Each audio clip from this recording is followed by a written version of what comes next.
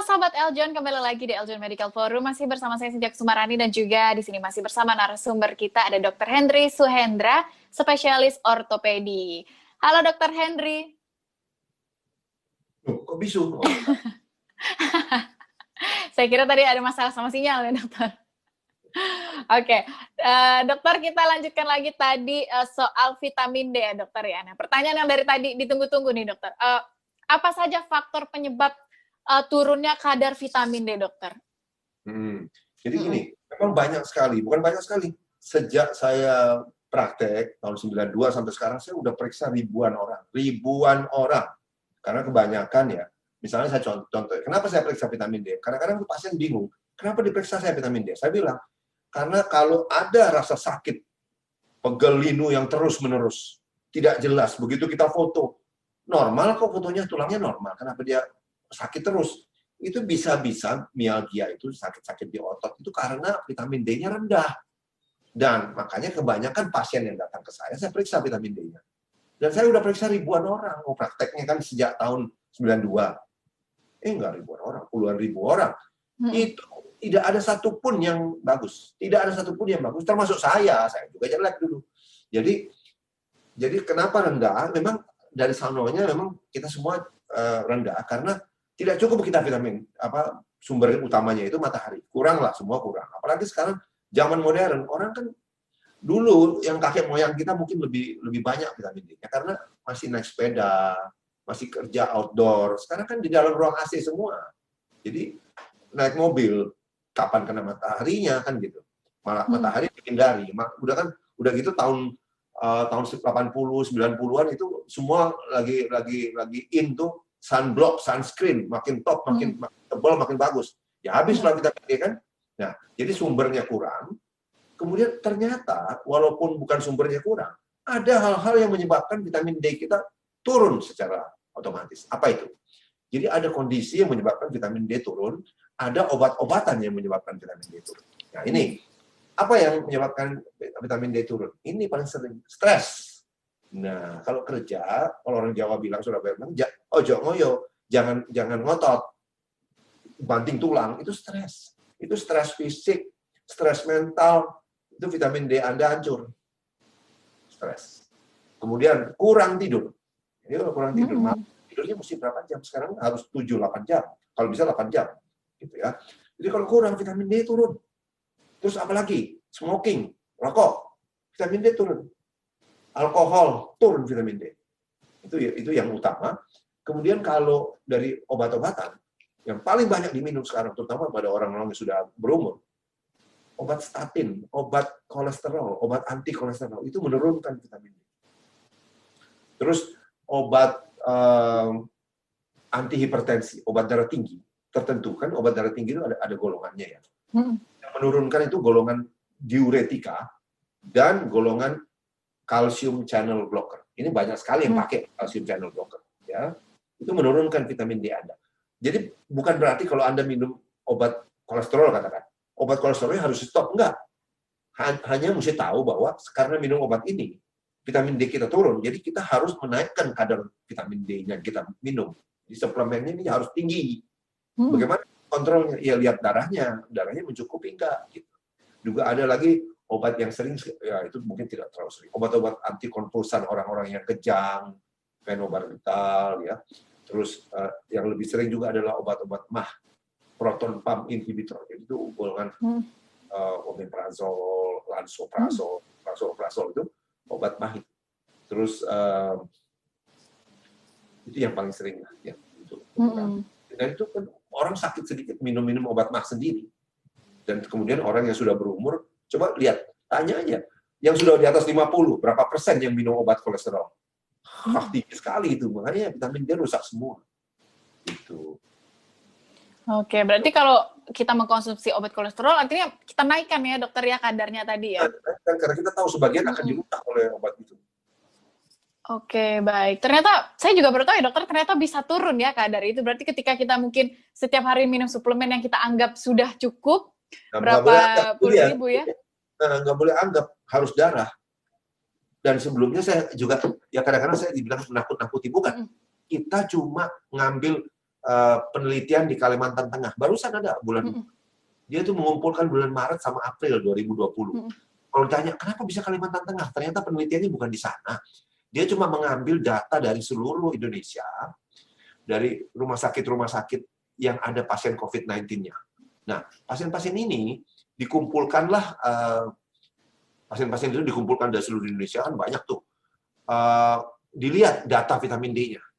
Ternyata ada yang periksa vitamin D, kan nggak semua diperiksa vitamin D-nya. Kalau dokter yang ngerti baru diperiksa. Nah, ternyata dari data vitamin D itu, pasien COVID itu, digolongkan 3. Golongan 1, golongan 2, golongan 3. Golongan 1 adalah yang vitamin D-nya di bawah 20 dalam darah ya. Yang golongan 2 antara 20 sampai 30. Golongan 3 itu antara 30 ke atas. Ya. Nah, ternyata yang golongan 1 yang di bawah 20, kita mulai yang golongan 3 dulu. Golongan 3 itu yang di atas 30. Itu waktu kena COVID, yang meninggal 4%. Ada yang meninggal 4%. Jadi saya tanggapi dulu, kenapa bisa meninggal? Ya, vitamin D udah di atas 30. Di atas 30 nggak cukup. Itu banyak laboratorium di Indonesia nulis tuh, yang cukup 30 sampai 100. Enggak. Kita nggak mau yang cukup, yang bagus. Yang bagus tuh 80 soalnya. Nah, kembali ke tadi ya. Ini golongan yang ketiga nih, yang kadarnya di atas 30, dia meninggal 4%. Nah, golongan kedua, yang kadarnya antara 20 sampai 30, itu meninggal 88%. Bandingkan. Betapa banyaknya bedanya. Nah, lebih parah lagi yang golongan 1. Golongan 1 ini yang darahnya vitamin D-nya itu cuma di bawah 20, katakan 16, 12. Banyak loh pasien kayak begitu. Ada yang cuma 8, 10. Nah, pasien ini kalau kena COVID, 99% meninggal. Hampir semua meninggal. Itu pentingnya vitamin D. Jadi vitamin D naikkanlah. Nah, itu juga ada kaitannya dengan penelitian 2 dokter itu, Profesor Meltzer di Chicago dan Michael Holick di Boston. Michael Holick bilang, kalau itu kamu tinggi, bagus, maka kemungkinan kena COVID turun 54%. Sebaliknya, di Prof. David Meltzer yang dari Chicago itu bilang, kalau kamu rendah, kemungkinan kena COVID naik 77%.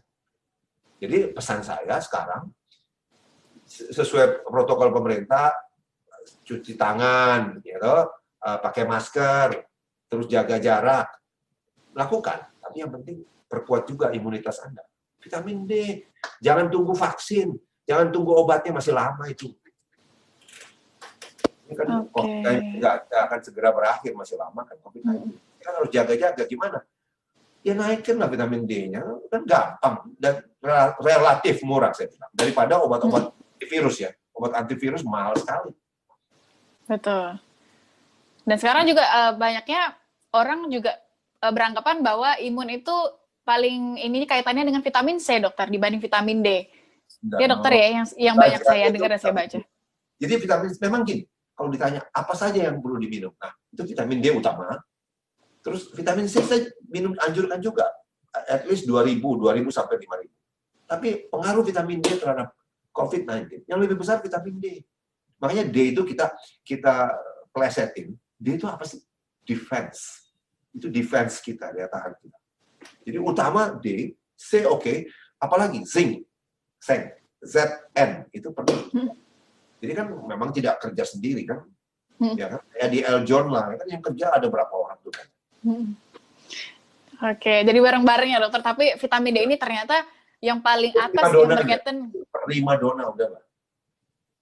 Oke. Bahkan untuk COVID-19 sekarang ternyata vitamin D ya dokter ya, di mana yang paling besar, paling tinggi imunnya. Paling tinggi nilainya. Oke. Nah, kalau tadi kan kita berbicara tentang kekurangan ya dokter ya vitamin D. Nah, kalau misalnya kita overdosis dokter, itu apa saja ya dampak yang bisa ditimbulkan? Apakah tadi ada kelebihan kalsium ya dokter ya salah satunya ya? Apakah kasusnya beneran ada dokter terjadi atau seperti apa? Teori bilang nggak pernah ada. Kalau kelebihan ternyata paling sering ada penyebab lain. Penyebab lain adalah paling sering itu hyperparatiroid. Jadi ada tumor pada paratiroid yang menyebabkan kalsium naik.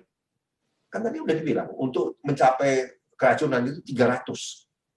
Kapan kita 300? Ya kan kita bersusah payah untuk mencapai 80, bersusah payah udahlah. Gitu. 300 ngapain sampai sana gitu. Jadi susah sampai sana.